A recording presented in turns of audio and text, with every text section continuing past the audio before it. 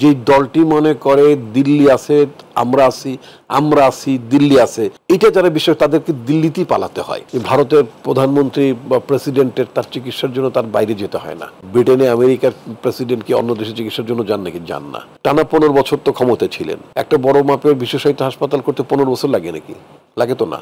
আসসালামু আলাইকুম প্রিয় দর্শক, মাহবুব সৈকত আমন্ত্রণ জানাচ্ছি প্রত্যেককে মাই টিভি সংলাপে। দর্শক যে যেখানেই আছেন, ভালো আছেন, সুস্থ আছেন আশা করছি। আমরা আজকে কথা বলবো সবার প্রত্যাশিত একটি বিষয়, সেটি হচ্ছে শিরোনাম দিয়েছি চিকিৎসা যাত্রায় আপসহীন নেত্রী। প্রিয় দর্শক, খুবই স্বাভাবিকভাবে বুঝতে পাচ্ছেন যে আপসহীন নেত্রী বেগম খালেদা জিয়া ইতিমধ্যেই কিন্তু তার বাসভবন ফিরোজা থেকে বিমানবন্দরের পথে তিনি রওনা করেছেন বিদেশ যাত্রায় চিকিৎসার জন্য। এ বিষয়ে সার্বিক আলোচনা করব। স্টুডিওতে উপস্থিত রয়েছেন আপনাদের খুবই পরিচিত একজন মুখ এবং জাতীয়তাবাদী আদর্শের ধারক এবং বাহকদের অন্যতম সাবেক ছাত্রনেতা বিএনপির vice chairman doctor Asaduzzaman Ripon. Ripon ভাই, স্বাগত জানাচ্ছি আপনাকে। নিশ্চয়ই দেখেছেন চিকিৎসা যাত্রায় আপসহীন নেত্রী, আমরা এটা দিয়েই শুরু করি। দর্শক ইতিমধ্যেই দেখেছেন, চোখ রাখছেন। সেটি হচ্ছে যে এই যে সময়টা, এই যে ক্ষণটা, এখন বিএনপি চেয়ারপারসন সাবেক প্রধানমন্ত্রী বিমানে ওঠার অপেক্ষায়, এই ওঠার অপেক্ষাটা কিংবা বিদেশ যাত্রায় চিকিৎসার জন্য যাওয়াটা এতদিন আসলে কেন আমাদের অপেক্ষা করতে হলো? আর দেশবাসীর এত আকাঙ্ক্ষা নিয়ে এর আগেও নিশ্চয়ই অনেকবার তিনি বিদেশ যাত্রায় গিয়েছেন, তো সেই যাত্রা এবং এই যাত্রা দুটোর মধ্যে আলাদা কি বার্তা বহন করে? ধন্যবাদ আপনাকে। আপনার দর্শকদের মধ্যে যারা আমাদের দলের সমর্থক শুভানুধ্যায়ী নেতাকর্মী আছেন, তাদের উদ্দেশ্যে বলতে চাই, আমি শারীরিকভাবে, বিশেষ করে আপনার গত দিন সাংগঠনিক সফরে আমি থেকে একবার জ্বর, সর্দি, কাশিতে ভীষণভাবে আক্রান্ত হয়ে থাকে আমার কণ্ঠ আপনারা বুঝতে পারছেন। তো ফলে আমি শারীরিকভাবে নেত্রীকে তার এই চিকিৎসার ক্ষণে বিদায় মুহূর্তে থাকতে পারিনি। তো মনে করলাম অ্যাটলিস্ট ওখানে থাকতে না পারলেও অন্ততপক্ষে আপনাদের সাথে এই বিদেশ গমনের চিকিৎসার জন্য বিদেশ গমনের প্রক্রিয়ায় এই টেলিভিশন অনুষ্ঠানটি যে আয়োজন করেছে তার সাথে অ্যাটলিস্ট যুক্ত থেকে নিজেকে কিছুটা সম্পৃক্ত করলাম। এই জন্য মাই টিভি কর্তৃপক্ষকে আপনাকে ধন্যবাদ জানাতে চাই। দেখুন, আমাদের নেত্রী বেগম খালেদা জিয়া তিনি অপ্রয়োজনে ক্ষমতা থাকতেও বিদেশ সফর করতেন না। বলা যেতে পারে বিদেশ সফরের ক্ষেত্রে ওনার একটু একটু রক্ষণশীলতা ছিল। রাষ্ট্রীয় পয়সা খরচ করে যখন তখন বিদেশ সফরে অনেক নেতা আছেন, অনেক মন্ত্রী ছিলেন, সাবেক প্রধানমন্ত্রী ছিলেন, যেখানে না গেলেও চলতো, তারপর তারা যেতেন। ম্যাডাম এটা পছন্দ করতেন না। একেবারেই অপরিহার্য যে সমস্ত কর্মসূচি ছিল সেইগুলো, আন্তর্জাতিক প্রোগ্রামগুলোতে তিনি যেতেন। আর বিরোধী দলের প্রোগ্রামে শুধুই মাত্র উনি, আমার জানা মতো, আমি দীর্ঘদিন পার্টির মুখপাত্রের দায়িত্ব পালন করেছি। সর্বশেষ তিনি সেবারও চিকিৎসার জন্যই, চেক আপের জন্য গিয়েছিলেন, লন্ডনে গিয়েছিলেন।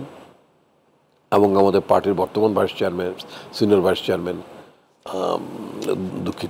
পার্টির ভারপ্রাপ্ত চেয়ারম্যান জনাব তারেক রহমানের সাথে ও দেখা করা অন্যতম উদ্দেশ্য ছিল।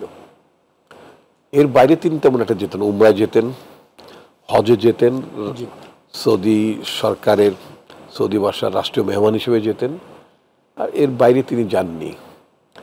তো যাই হোক, এই যে যাওয়াটা, তার চিকিৎসার জন্য এবার যে যাওয়াটি, আসলে চিকিৎসা পাওয়া কিন্তু যে কোনো নাগরিকের একেবারে একটা ব্যক্তিগত অধিকার, একটা সংবিধান স্বীকৃত। You cannot deny the right of a person for treating abroad or locally. দেশে অথবা বিদেশে তার সুচিকিৎসার যে ইচ্ছা, যে প্রয়োজন, সেটাকে আপনি বাধা সৃষ্টি করতে পারেন না। এখন আপনি বাংলাদেশে একটা ডলার ক্রাঞ্চ আছে, অর্থাৎ বৈদেশিক মুদ্রার এক ধরনের সংকট এখনও আছে। কারণ বিগত সরকারটি তো অনেক টাকা পয়সা লুটপাট করেছে, বিদেশে টাকা পাচার করেছে, ফলে এক ধরনের আপনার ডলার সংকট আছে।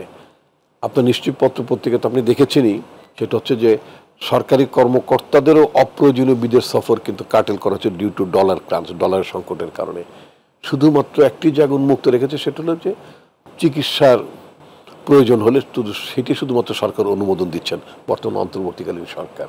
তা আমাদের নেত্রীর যে একটা সুচিকিৎসার দরকার ছিল, এটা আমাদের দলের তরফ থেকে জানিয়েছি, তার চিকিৎসকরা জানিয়েছিলেন। আপনি নিশ্চয়ই জানেন, যখন 18 সালে যখন শেখ হাসিনা স্বৈরাচারী সরকার যখন তাকে মিথ্যা মামলায় একটা ফরমাইসির রায়ের মাধ্যমে যখন তাকে কারাগারে পাঠালেন, তখন কিন্তু তিনি হেঁটে আদালতে গিয়েছেন এবং আদালত থেকে তিনি কিন্তু পায়ে হেঁটেই তিনি কারাগারও গিয়েছেন। মাত্র কয়েক মাসের ব্যবধানে এই দেশের মানুষ প্রত্যক্ষ করলো যে একজন সুস্থ মানুষ, যিনি রাজনৈতিকভাবে সক্ষম ছিলেন, তিনি নেতা কর্মীদের সাথে তার রাজনৈতিক কর্মকাণ্ড পরিচালনা করতেন, সারা দেশ রাজনৈতিক সফর করতেন, তেমন একজন মানুষ কয়েক মাসের মধ্যে হুইল চেয়ার বাউন্ড হয়ে গেলেন।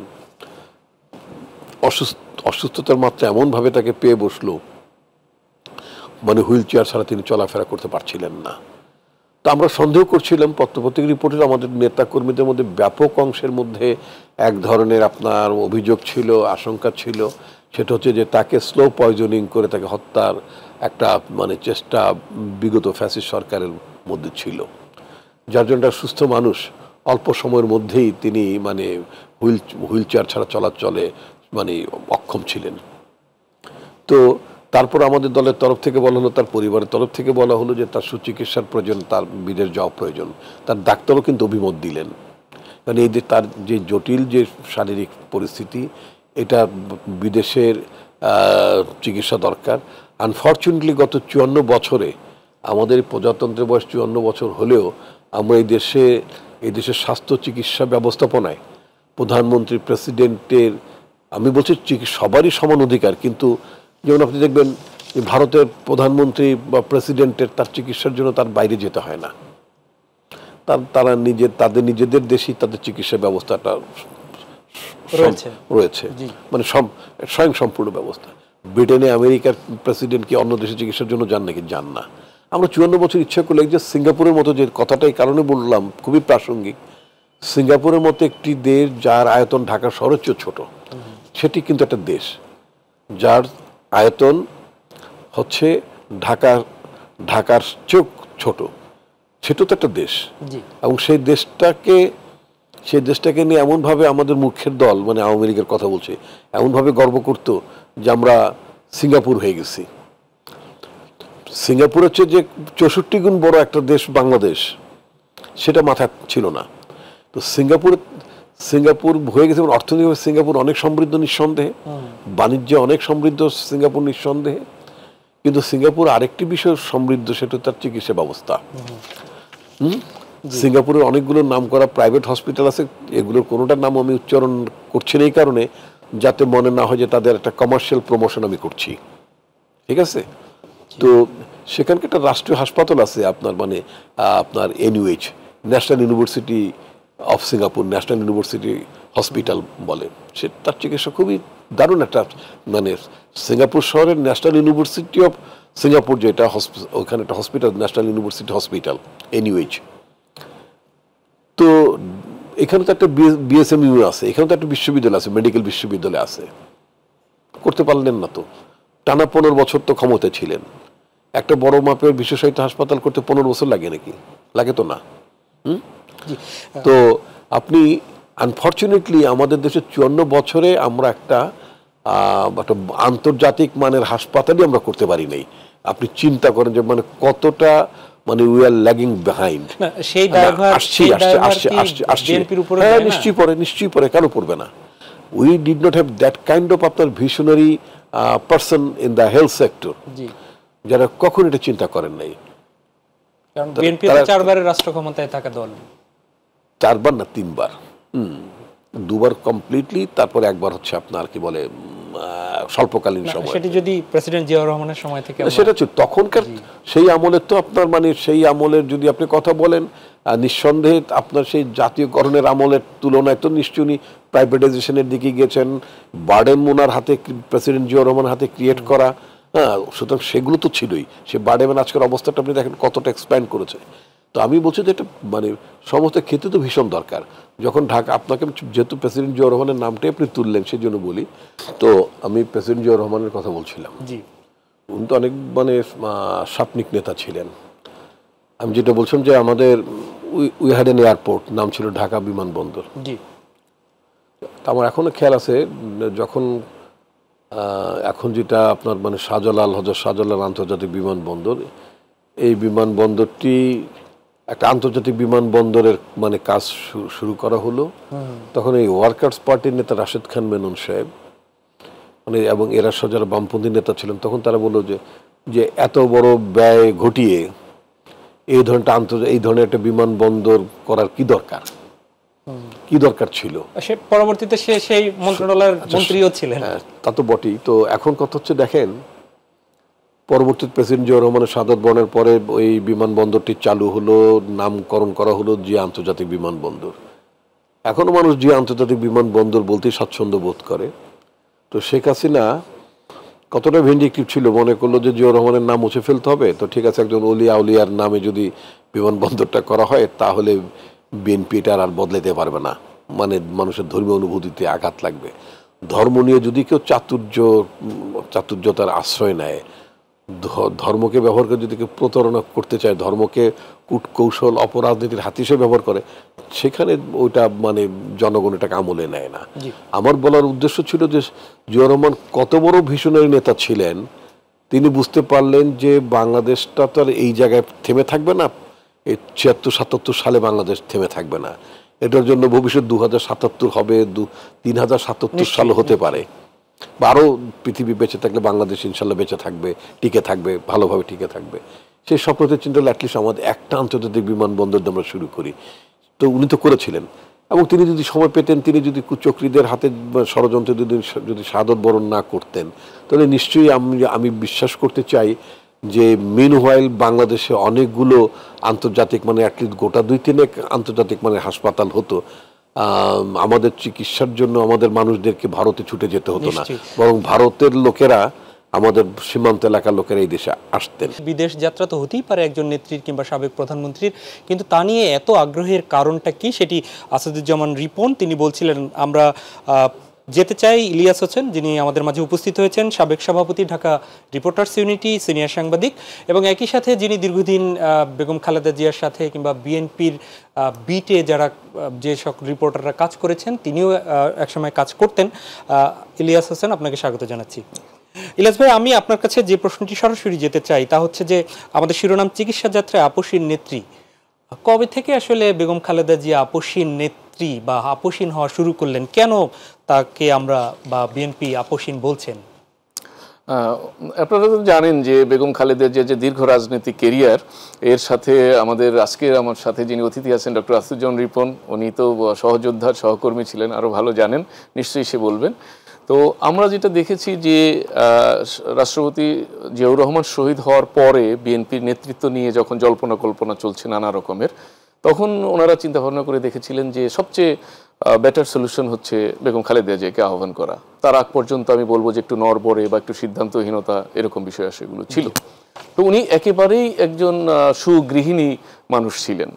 কিন্তু আপনারা জানেন যে দীর্ঘদিন আমি তার সাথে সফর সঙ্গী হয়েছি, কথা বলার সুযোগ হয়েছে বিভিন্ন সময়ে। আমি দেখেছি একজন মানে আভিজাত্যে মোড়ানো একজন ভদ্রমহিলা আর কি। তো উনি যখন রাজনীতিতে আসলেন, অনেকেই বলেছিলেন যে অনভিজ্ঞ গৃহিণী, কি করে না করে, কিন্তু ওনার ব্যক্তিত্ব দিয়ে উনি সেটি উতরে গেছেন। আর ওনার দুর্ভাগ্য এবং সৌভাগ্য একই সঙ্গে যে হোসেন মোহাম্মদ এরশাদের মতো একজন স্বৈরাচারের বিরুদ্ধে তাকে লড়তে হয়েছে, যিনি নানা রকমের ছলচাতুরির মধ্য দিয়ে গেছেন। সেই ছলচাতুরির মধ্যে কখনো কখনো পতিত প্রধানমন্ত্রী শেখ হাসিনাও শিকার হয়েছেন। আপনারা জানেন ৮৬ সেই ঐতিহাসিক বেইমানি, উনি নিজের মুখের কথা ছিল জাতীয় বেইমান হবে যারা নির্বাচনে যাবে।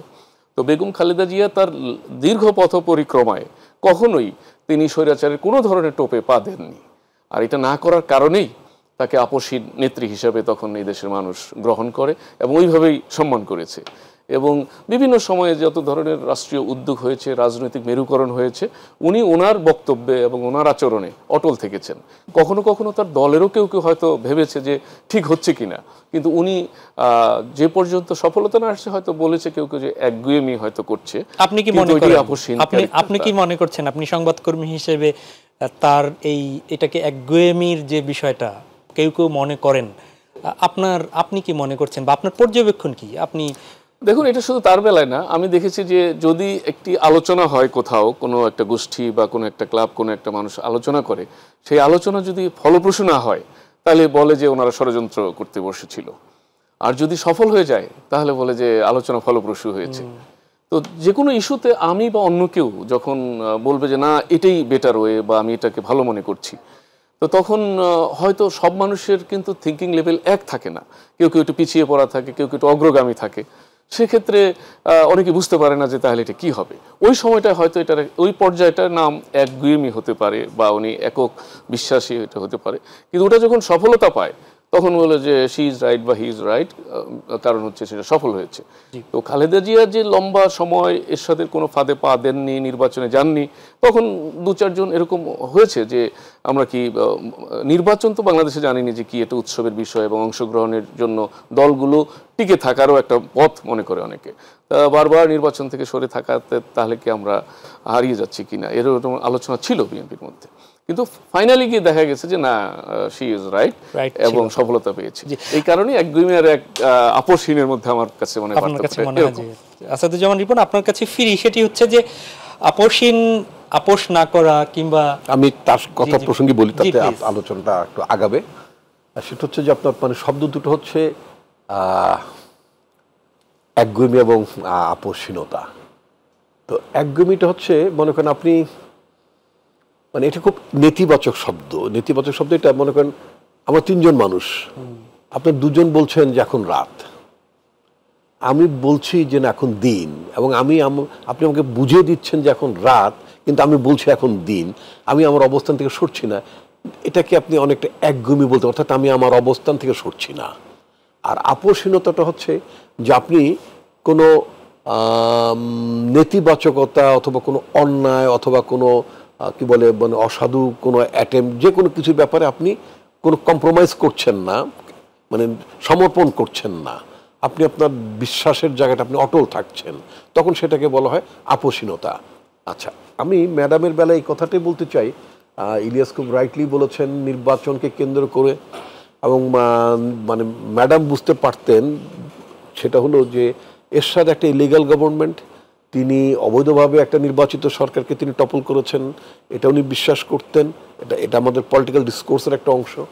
এবং উনি মনে করলেন যে যদি এরশাদের অধীনে এরশাদ যেটাকে ভ্যালিডেটেড করার চেষ্টা করলেন তার মিলিটারি রুলটাকে, এরশাদের টেক ওভারের আগে একটা ইলেক্টেড গভর্নমেন্টের ডেমোক্রেটিক্যালি ইলেক্টেড গভর্নমেন্ট ছিল, মনে রাখতে হবে।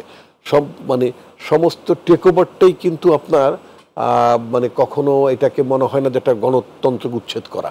যদি আমি এভাবে যদি একাডেমিক্যালি বলতে চাই, 75-এ আমরা একটা উইটনেসড মিলিটারি কুপ, নিঃসন্দেহে আমরা দেখেছি, মানে part of the army staged coop নাকি, এটা মানে সেনাবাহিনীর অংশ, মানে মেজর লেভেলে লোকেরাই তো করেছেন, সেটার উপরে তো খুব উঁচু স্তরের তৎকালীন উঁচু স্তরের মানে কমান্ডাররা, জিওসিরা, তারা তো ইনভলভ ছিলেন না, but that was also military coop.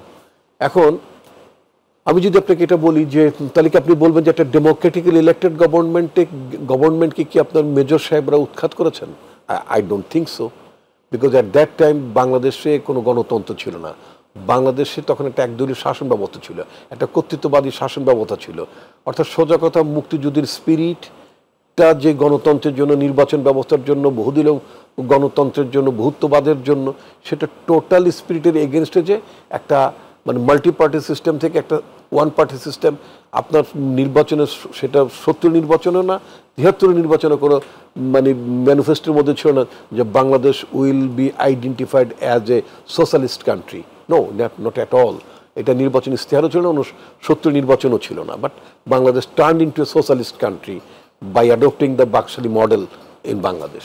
সুতরাং 75 সালের মিলিটারি কুটা একটা গণতান্ত্রিক সরকার, একটা গণতান্ত্রিকভাবে মানে গণতান্ত্রিক ব্যবস্থাকে উৎখাত করেনি।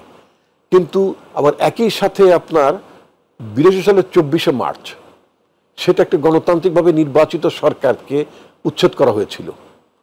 আমাদের একটা নির্বাচিত প্রেসিডেন্ট ছিল, উই হ্যাড এ পার্লামেন্ট, একটা পার্লামেন্ট ছিল, সমস্ত কিছু বিলুপ্ত। সুতরাং এরশাদ ওই কারণে গণতন্ত্র হত্যাকারী হিসেবে এরশাদ আইডেন্টিফাইড ছিল। আপনি নিশ্চয়ই খেয়াল আছে, ম্যাডাম চিন্তা করলেন অ্যাজ পার্টি প্রধান বিএনপির, তিনি চিন্তা করলেন যে আমি যদি এই গণতন্ত্র হত্যাকারী এই রেজিমটাকে যদি তার অধীনে যদি আমি নির্বাচনে যাই, তাহলে আলটিমেটলি আমি এই রেজিমটাকে একটা লেজিটিমাইজ করলাম, তাকে একটা বৈধতা দান করলাম। But if I don't participate in the election under his regime, তাহলে আমি তার সরকারকে স্বীকার করলাম না। এই ব্যাপারে শেখ হাসিনা তার আওয়ামী লীগও একমত হলো, তৎকালীন বামেরও একমত হলেন।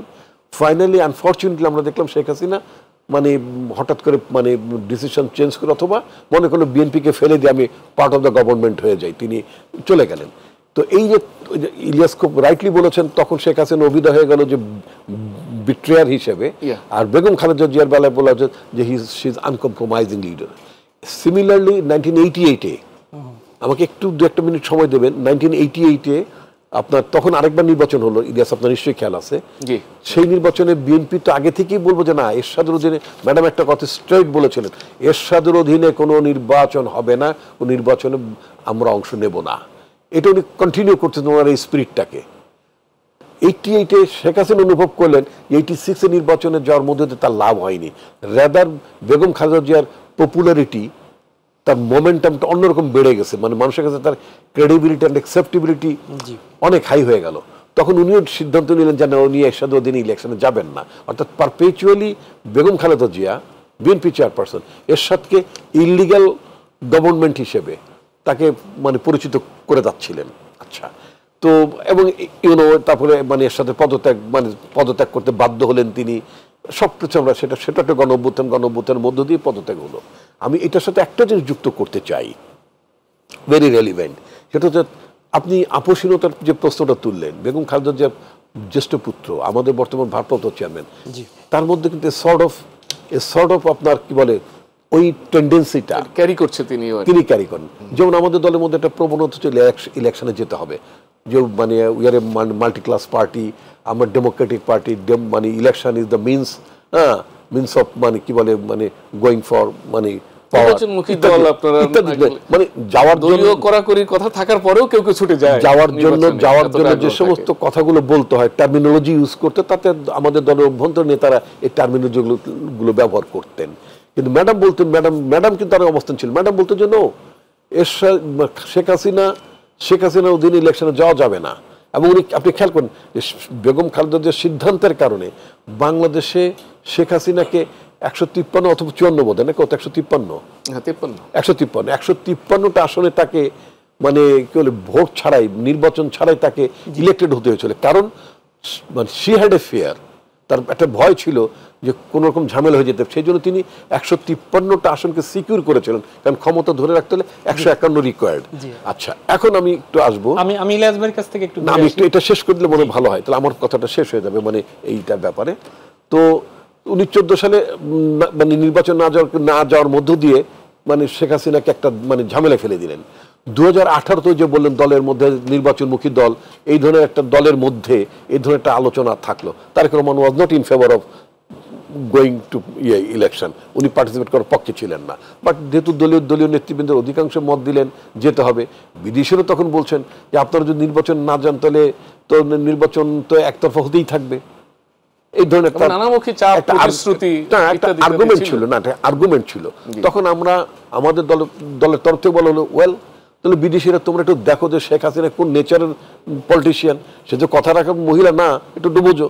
তো আমরা গেলাম, যাওয়ার পরে আমরা 6 সিট পেলাম, দেখলেন তো। আচ্ছা, তাহলে কি নির্বাচন, এবং আলটিমেটলি রাতে নির্বাচন হলো, দিনের ভোটটা আওয়ামী লীগ কখন স্বীকার করতো না, বিবিসি ডকুমেন্টারি করে দেখিয়ে দিল যে কিভাবে হলো। যাক, এটা বাংলাদেশের কোন টেলিভিশন প্রচার করতে পারেনি, ভিডিওর ডকুমেন্টে থাকলেও প্রচার করতে পারেনি। আচ্ছা, এখন 24-এর বেলায় আসেন। এই না আমাকে একটা প্লিজ, এগুলো আমি শেষ করি।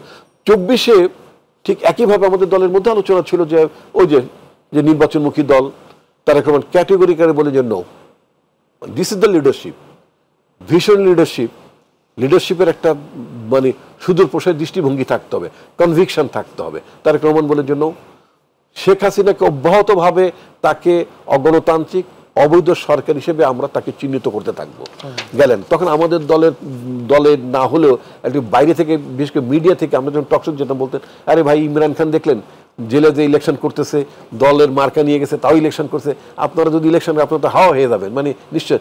তারেক রহমান এটা উত্তর বলেন যে নো। আমাদের যখন মিটিং হলো, নির্বাহী কমিটি মিটিং, সিনিয়রদের সাথে উনি যখন পর্যায়ক্রমে বসছিলেন, তখন উনি বলেন যে নো, আপনাদের হারাবার ভয় থাকবে না। আপনারা 24-এ নির্বাচন বর্জন করে দেখেন, উনি হাওয়া হয়ে যাবেন, উনি হাওয়া হয়ে যাবেন। এই যে না, দিস ইজ কল্ড আপনার আনকম্প্রোমাইজিং লিডারশিপ। তারেক রহমানেরও কিন্তু এই আনকম্প্রোমাইজিং লিডারশিপটা ছিল। ধরে নেন 24-এ যদি বিএনপি নির্বাচন অংশ নিত, আদার পলিটিক্যাল পার্টির যদি নির্বাচন অংশ নিত, শেখ হাসিনাকে এইভাবে যেতে হতো না, কারণ তখন সেটা লেজিটিমেট গভর্নমেন্ট স্বীকৃতি পেত।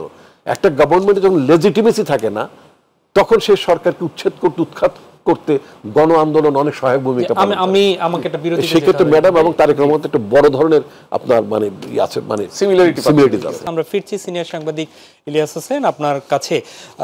ইলিয়াস ভাই, আমরা খুব অল্প কথায় কয়েকটি জবাব চাই।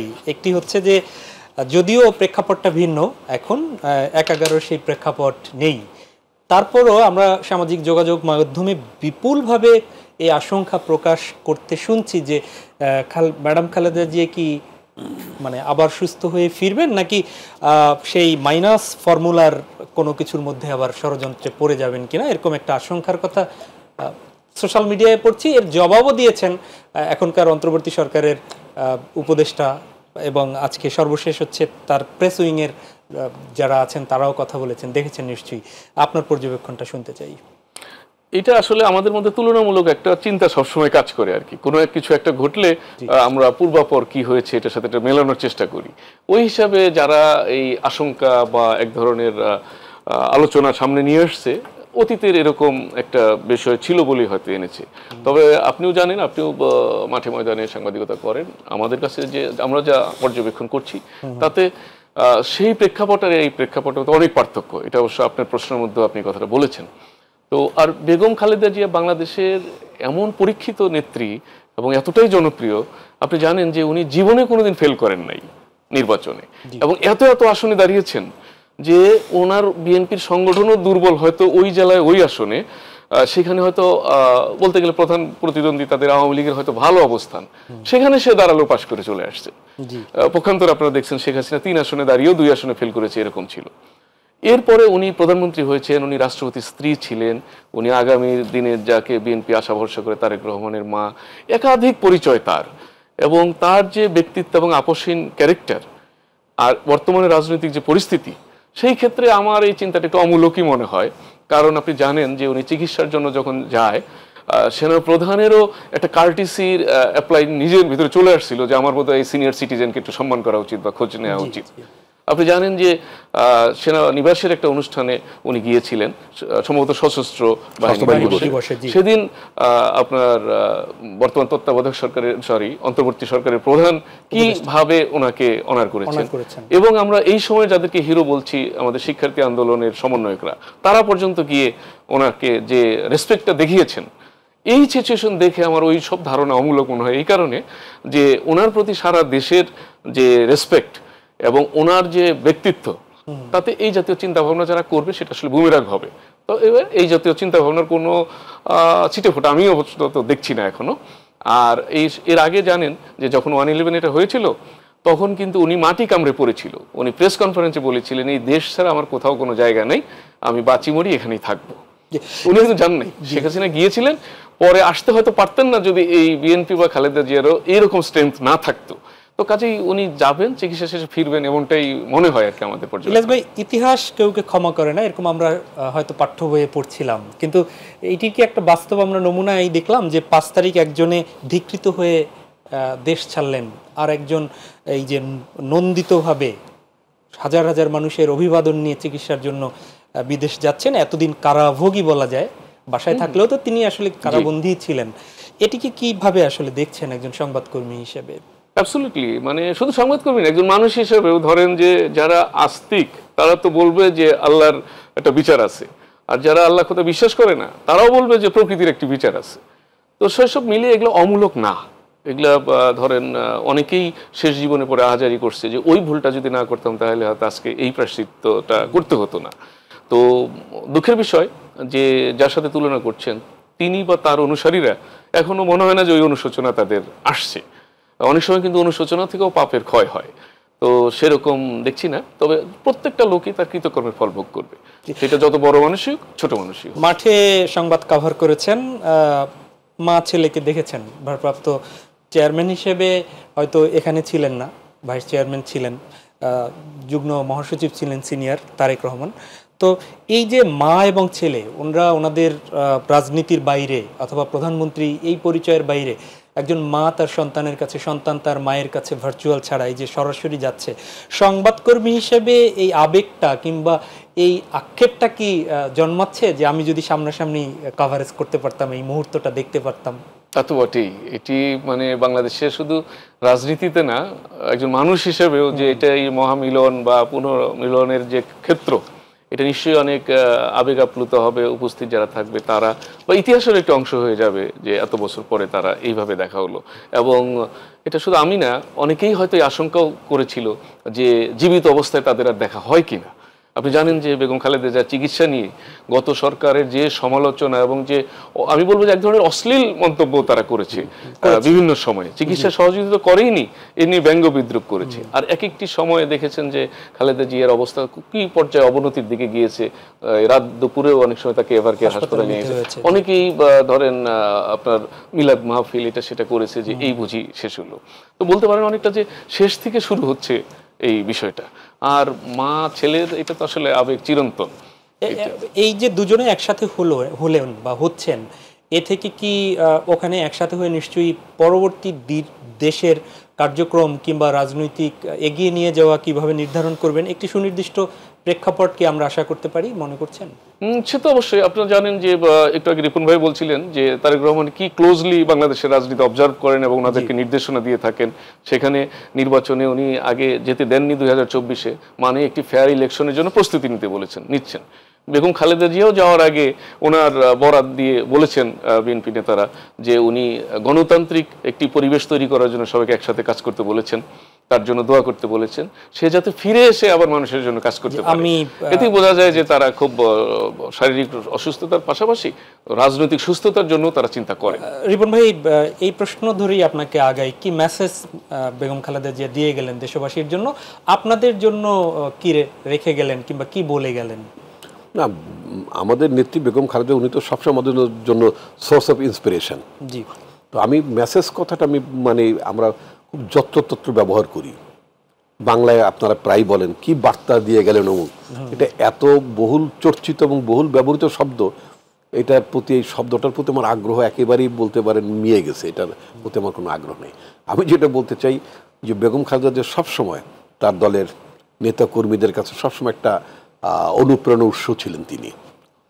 যে উনি ওই যেটা এরিয়ার যেটা বললেন যে মানে মাটি কামড়ে থাকা, তার মানে তার কনভিকশন তার রাজনীতির প্রতি, তাই না, এই দেশের মানুষের প্রতি তার মানে মমতা ভালোবাসা, উনি তো এটাও বলেছেন যে এই দেশের বাইরে আমার কোনো ঠিকানা নেই। কবে ফিরবেন তিনি, এরকম কোনো ডেট? ওয়েল, তার আগে আমি একটু যে প্রসঙ্গটা আপনি সাংবাদিক ইলিয়াসের সাথে যে প্রসঙ্গটা আপনি আলোচনা করেছেন, এটা মাইনাস মুইনাসের একটা ব্যাপার ঠেপার বোধ একটা বলতেছেন, আমাকে ছোট্ট করে বলতে হবে। এটার ন্যূনতম ভিত্তি নাই। কারণ যে দলটি আসলে মানুষের দল হয়, যে দলটি জনগণের ক্ষমতার উপরে ভর করে, তাদের আসলে হারাবার কোনো ভয় থাকে না। এটা 111-এ হারাবার ভয় ছিল। 111 আমাদেরকে ক্ষতিগ্রস্ত করতে পারেনি, পরবর্তীতে পারেনি, আগেও পারেনি, এখনও পারেনি। শেখ হাসিনা 15 বছর কি লট অফ অ্যাটেম্প ছিল না আমাদেরকে দুর্বল করার জন্য? ছিল, কিন্তু পারেনি তো। বিকজ আমরা সবসময় মনে করতাম যে জনগণই হচ্ছে সকল ক্ষমতার উৎস। যে দলটি মনে করে দিল্লি আছে, আমরা আছি, দিল্লি আছে, দিল্লির সাথে সব আলোচনা হয়ে গেছে, সব সমঝোতা হয়ে গেছে, এটা যারা বিষয় তাদেরকে দিল্লিতেই পালাতে হয়, তাদেরকে দিল্লিতে চলে যায়। কারণ দিল্লির উপরে তারা ভরসা করেছে, আর আমরা জনগণের উপর ভরসা করি বলে এটা it has become a party of people. এটা জনগণের দল হিসেবে এটা পরিণত হয়েছে। সুতরাং আপনারা, আমি দেখি একটা অযথা চর্চা আছে মাইনাস মুনে, এবং ইট ওয়াজ নেভার -2, কোনোদিনই -2 ছিল না। ইট ওয়াজ অলওয়েজ -1। ওই বেগম খালেদা জিয়াকে মাইনাস করা, ওই 1 মানে বিএনপিকে মাইনাস করা, 1 মানে তারেক রহমানকে মাইনাস, অর্থাৎ অ্যাজ এ হোল বিএনপিকে মাইনাস করা, জিয়া রহমানের ইডিওলজিকে মাইনাস করা, that was not possible. Because আমাদের নেতা মনে করতেন যে জনগণই সকল ক্ষমতার উৎস। উনি বারবার জনগণের কাছে গিয়েছেন, আমার নেত্রী বারবার জনগণের কাছে গিয়েছেন, আমাদের নেতা তারেক রহমানও একটি কথাই বলেন যে জনগণের আস্থা অর্জন করার চেষ্টা করুন। কবে ফিরবেন একটু যদি জবাব দিয়ে। এটা আমি আপনাকে যেটা বলতে, কবে ফিরবেন, ওয়েল ইভেন এটা 1 মাস হতে পারে, 2 মাস হতে পারে, কারণ ওনার তো একটা চিকিৎসা শারীরিক জটিলতা আছে, যে চিকিৎসাটা এই দেশে সম্ভব ছিল না। ওই আমাদের ডাক্তারদেরকে আমি আন্ডারমাইন করি না, আমাদের ডাক্তার অনেক মানে প্রাজ্ঞ, অনেক মানে বিজ্ঞ নিঃসন্দেহে, তাতে একই পড়াশোনা তারাও করেছেন।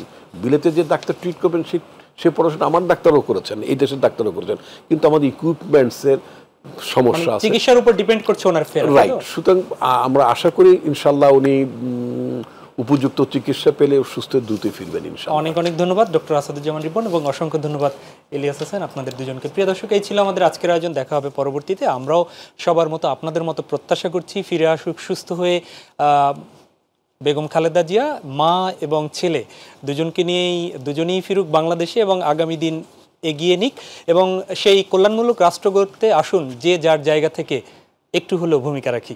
আল্লাহ হাফেজ।